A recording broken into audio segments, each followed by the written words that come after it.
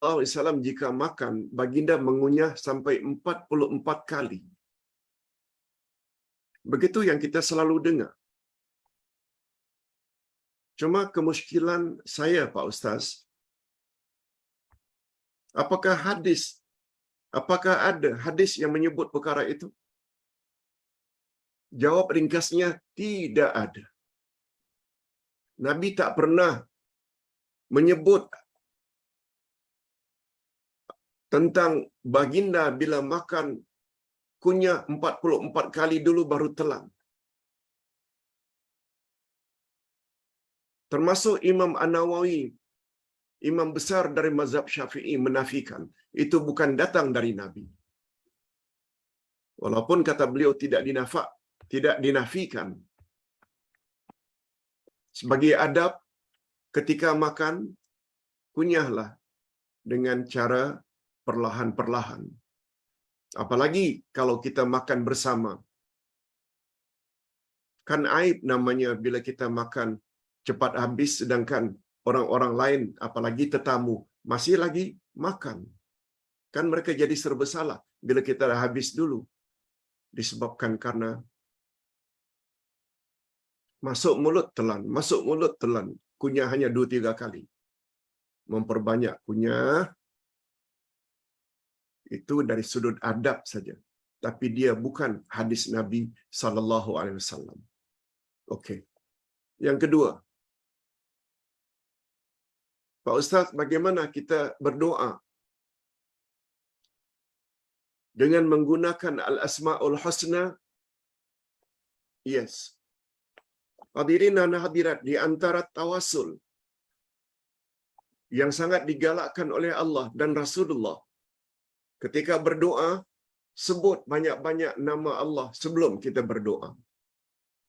Ustaz ada sebut kitab Ustaz Al-Asma'ul Husna ini pada muka surat, kalau tak salah 30, berdoa kepada Allah dengan Al-Asma'ul Husna. Lihat muka surat 22 dan 23. Ustaz ada sebut di sini. Cuma yang paling baik itu kita sesuaikan apa yang kita minta dengan nama Allah. Minta kasih sayang, panggil Allah dengan Ya Rahman, Ya Rahim. Irhamni. Ya Allah yang Maha Pengasih lagi Maha Penyayang. Kasihi dan sayangilah daku. Itu maksudnya.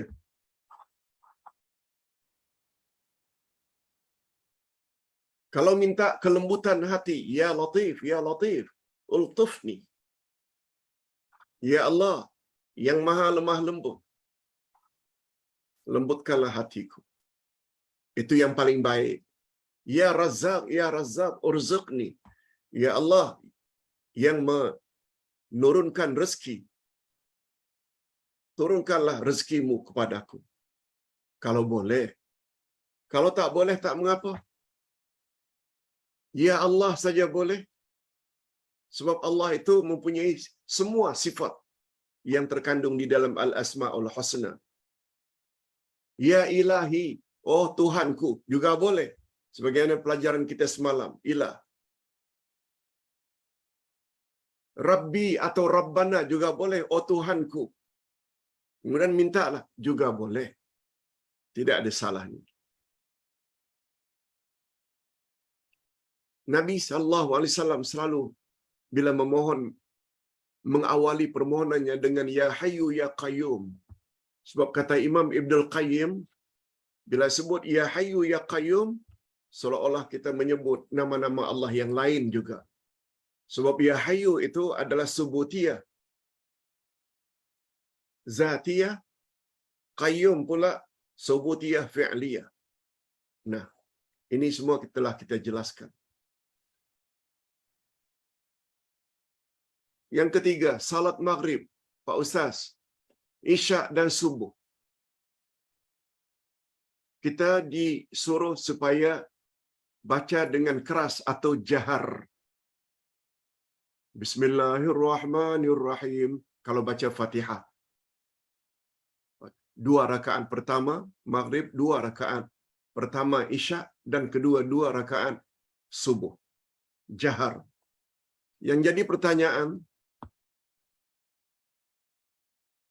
bagaimana jika wanita salat sendirian pada waktu malam, maghrib, isyak dan subuh? Atau dia jadi imam yang makmumnya semua perempuan? Apakah juga mereka perlu jahar? Hadirin dan hadirat, perintah Allah dalam bab salat untuk laki-laki dan wanita adalah sama. Tak ada bezanya. Kalau zuhur, asar, keempat-empatnya adalah sir, perlahan, bukan hanya untuk laki-laki, perempuan juga. Kalau maghrib, isyak dan subuh itu jahar, 2 rakaat pertama, bukan hanya untuk laki-laki, perempuan juga. Macam mana makmum di belakang akan mengaminkan kalau imam perempuan itu baca perlahan? Sedangkan kata Nabi, bila imam membaca waladdallin, hendaklah kamu baca amin.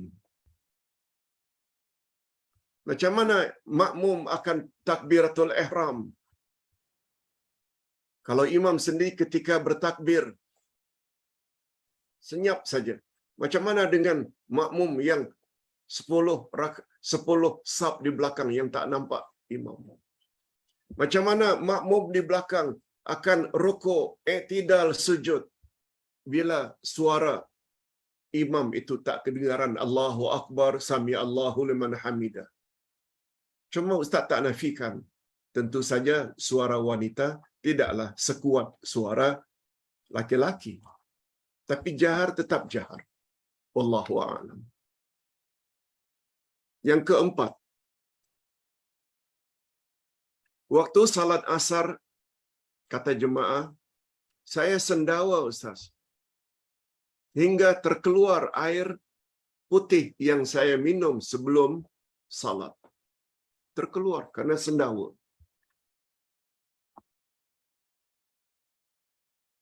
Lalu air yang terkeluar itu terasa air sejuk, saya telan. Apakah batal salat asar saya? Apakah saya perlu ganti?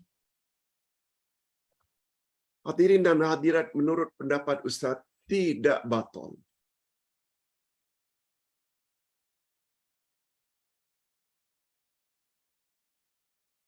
Sebab Islam satu agama yang tak mau menyusahkan umat. Ustaz buat contoh.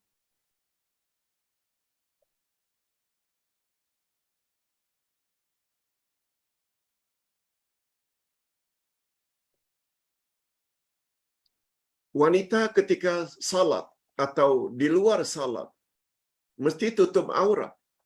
Apalagi sedang berada di khalayak ramai. Auratnya sama dengan dalam salat. Ketika membahas tentang muka, dari dahi sampai ke dagu. Okey. Tapi telekung kadang-kadang sampai ke dalam. Perempuan tak ada janggutnya. Jadi nampak dagunya. Karena telekung itu sampai ke dalam. Nampak dagunya. Setiap nampak dagu ini, kita terus. Nanti kalau membaca bergerak rahang kita, dia jadi ke dalam lagi. Itu saja kerja kita. Kata ulama fiqh, dimaafkan. Karena itu menyusahkan.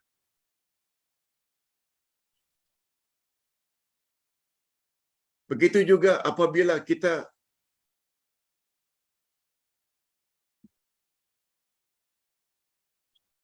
dalam salat sendawa terkeluar apalagi air sejuk.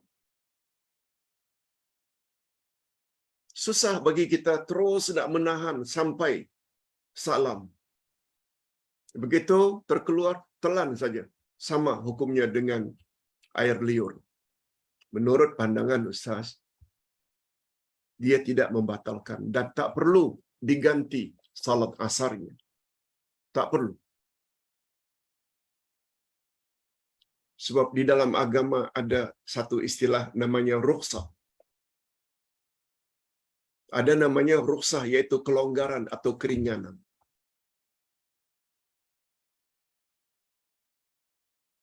Itu sebabnya karena kita belajar agama, kadang-kadang kita hanya belajar azimah saja, hukum asal. Kita kurang belajar tentang rukhsah, hukum kelonggaran. Itu akhirnya kita selalu susah saja, was-was saja. Padahal Islam taklah sampai begitu. Sebab ada bahagian-bahagian yang dimaafkan oleh agama. Tidak berdosa. Hadirin dan hadirat rahimakumullah.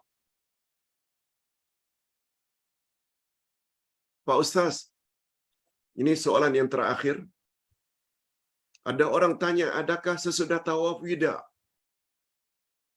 kita masih boleh lagi masuk masjid untuk salat berjamaah dalam Masjidil Haram? Tentu saja pertanyaan di sini ini karena ada kaitan dengan tawaf wida, tentu Masjidil Haram. Hadirin dan hadirat, kita telah salat atau tawaf wida, tawaf selamat tinggal. Balik ke hotel. Tunggu bas lambat datang. Masuk waktu berikutnya. Boleh hukumnya pergi ke Masjidil Haram untuk salat berjamaah. Tidak ada pendapat yang mengatakan bila awak sudah melakukan salat, tawaf wida, lalu awak tak boleh masuk balik. Tak ada. Tak ada hukum seperti itu.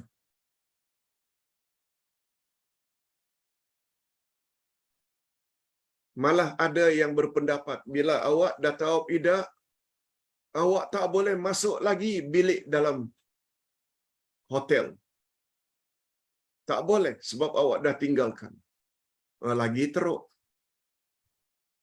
Ini pula untuk salat berjamaah karena kedatangan bas itu tidak sebagaimana yang ditetapkan. Tidak salah. Malah itu yang dianjurkan. Mengapa tak kejar? Nabi pernah bersabda, 1 kali salat dalam Masjidil Haram sama dengan 100,000 kali salat. Apakah kita tak mau dapat itu hanya terikat dengan pendapat bila dah tawaf wida tak boleh lagi masuk dalam masjid? No. Ini dulu yang dapat Ustaz sampaikan, mudah-mudahan ada manfaatnya.